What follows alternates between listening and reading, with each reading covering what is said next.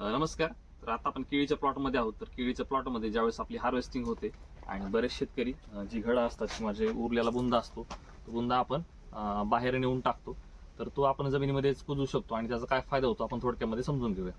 तर हा घड आहे आणि हे पूर्ण झाड आहे. तर ह्याचं वेट किती असं साधारण, तर आताच आम्ही वेट केलं. एक हार्वेस्टिंग झालेलं झाड होतं, तर त्याचं आम्ही वेट केलं किंवा वजन केलं. तर त्याच्यानुसार असं निदर्शनास आलं की घडाचं वजन साधारण 20 किलो आणि तुमचा जो काही बुंदा असेल, त्याच्यानंतर पानं असतात आणि त्याचे काही सकर्स असतात किंवा कंद म्हणतो आपण, त्याचं वजन केलं तर हे साधारण सगळं कलेक्टिव्हली 30 किलो धरलं. आणि 40 किलो भरलं. हे 40 आणि हे 20 असं मिळून 60 किलो एका झाडाचं आपल्याला वजन मिळालं. आणि हे 60 किलो गुणिले आपण साधारण 6x5 वरती जर झाडं लावली तर एक साधारण 60 गुणिले 1450, तर हे वजन झालं साधारण 90 टनापर्यंत. आता 90 टन जमिनीतून बाहेर आले तुमच्या फळाचे. तर हे 90 टन आपण काय करू, ह्याच्यामधलं फळाचं वजन काढून टाका, कारण की फळं आपण विक्री करतो. तर हे आता ही फळ काढल्यानंतर जे वजन शिल्लक राहतं ते म्हणजे तुमच्या बुंद्याचं आणि पानांचं आणि खाली असलेल्या कांदाचं.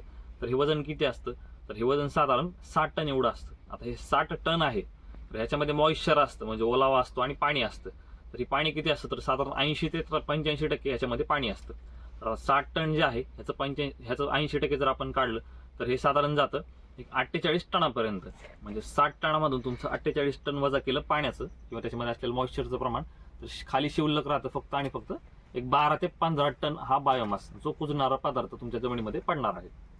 तर आता आपण उभे 4 महिने पूर्ण असलेल्या प्लॉटमध्ये. आता हा प्लॉट पूर्णपणे काढून टाकला होता आणि त्याच्यानंतर याला 4 महिने आपण कट करून रेस्टवरती सोडलं होतं. तर जे आपण तिकडे बायोमास बघितला किंवा त्याचं जे गणित बघितलं, तर इथं कसं लागू होतं किंवा काय महत्त्वाचं आहे, तर जो 12 ते 15 टनाचा बायोमास असतो तो तुमच्या जमिनीमध्ये काढल्यानंतर आपल्याला इतर शेणखत वगैरे टाकायची गरज नाही. त्याच्याबरोबर जे उरलेलं मॉइश्चर होतं त्या मॉइश्चरमध्ये भरपूर प्रमाणात अन्नद्रव्य असतात, ती पण तुमच्या जमिनीमध्ये जशी तशी गाडली जातात.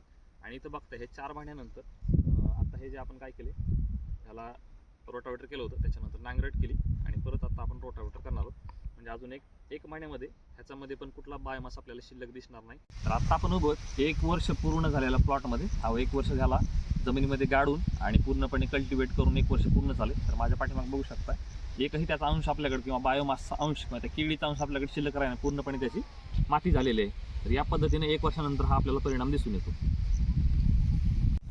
तर आता आपण बायोमास किंवा कुजणाऱ्या पदार्थाचं जे गणित बघितलं, तर हे गणित साधारण आपलं 12 ते 15 टन प्रति एकरी जमिनीमध्ये जातं. आणि त्याचा फायदा काय होतो, तर 12 ते 15 टन म्हणजे तुमच्या शेणखताचे साधारण एक 4 ते 5 ट्रॅली.